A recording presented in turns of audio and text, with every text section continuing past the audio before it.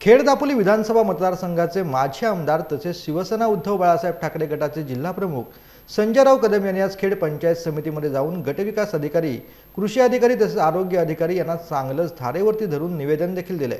काही महिन्यांपूर्वी लंपी रोगामुळे दगावलेल्या शेतकऱ्यांच्या जनावरांचे पैसे अजूनही शेतकऱ्यांना न मिळाल्यामुळे ऐन पेरणीच्या कालावधीमध्ये शेतकऱ्यांना बैल उपलब्ध नाहीत।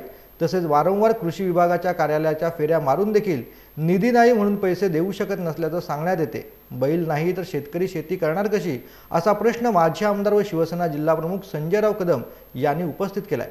तसंच कृषी विभागामार्फत अवकाळी झालेल्या पावसामध्ये आंबा बागायतदारांचं झालेल्या मोठ्या नुकसानीचे साधे पंचनामे देखील केले गेले नाहीत याचाही तीव्र शब्दात त्यांनी निषेध व्यक्त केला।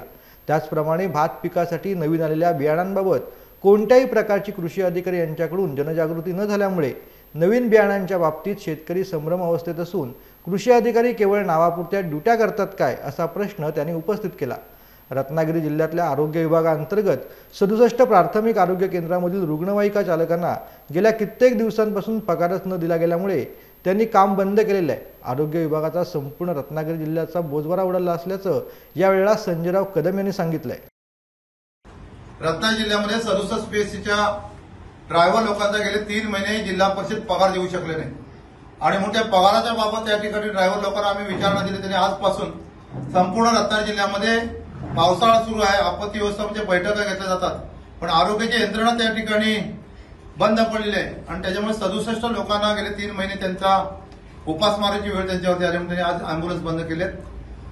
डॉक्टर लोक त्या पीएससीला त्या ठिकाणी नाहीतच, परंतु हा विषय लवकर त्या ठिकाणी मिटला पाहिजे असता तर आज लोकांना त्या ठिकाणी सेवा मिळाली असती। साप चावला, विंचू चावला, एखादा गरोदर महिला त्या ठिकाणी अडचणीत आली तर कुठल्याही पीएससी मध्ये जाण्याची परिस्थिती नाही आणि म्हणून संपूर्ण रत्नागिरी जिल्हा प्रशासनाचा मी या ठिकाणी निषेध करतो आणि हा निर्णय लवकरात लवकर त्या ठिकाणी झाला नाही तर येत्या 2-4 दिवसांमध्ये रस्ता रोकोचा कार्यक्रम शिवसेना उद्धव बाळासाहेब ठाकरे पक्षाच्या वतीने होईल अशा पद्धतीने निवेदन या ठिकाणी खेडच्या बीडीओला दिलेलं आहे। तालुका कृषी अधिकारी इथे कृषी अधिकाऱ्यांनी इथे जिल्हा कर्मचारी ठेवलेले आहेत, पण त्यांना फक्त नोंदी घेण्यापुरतं ठेवलेले आहे। इथं तालुक्याला जाऊन संघात जाऊन विचारलं होतं बियाणं किती घे संपलंय, त्याच्या पलीकडे तालुक्याच्या बाहेर जाऊन कुठल्या शेतकऱ्याच्या बाजार जाऊन आले असा एकही प्रकार नाही आणि तालुका पंचायत समितीवर असा कुठला कार्यक्रम नाही की ते शेतकऱ्याला राबवत आहे आणि मग नियोजन शून्य असायचं असताना लंपी रोगामुळे आमचा रमेश दळवी म्हणून एक प्रगतशील शेतकरी याचा बैलाचा आजारी पडला असताना त्यानं स्वतः प्रायव्हेटच्या दवाखान्यात औषध गोळ्या आणल्या, त्याच्यावरती उपचार केले। उपचारादरम्यान त्या बैलाचा मृत्यू झाल्यानंतर आज 6 महिने झाले शेतकरी ते फेऱ्या मारतोय, पंचनामे सगळे झाले। आता खरीपाचा हंगाम राहिलाय, फक्त एक बैल घरात राहिलेला आहे। पेरणीला आणि पुढच्या याला शेतीला नांगराला त्याला बैल नाही म्हणून एकच बैल तरी मी कशाला घेऊ म्हणतो पंचायत समितीमध्ये आता घेऊन येणार आहे।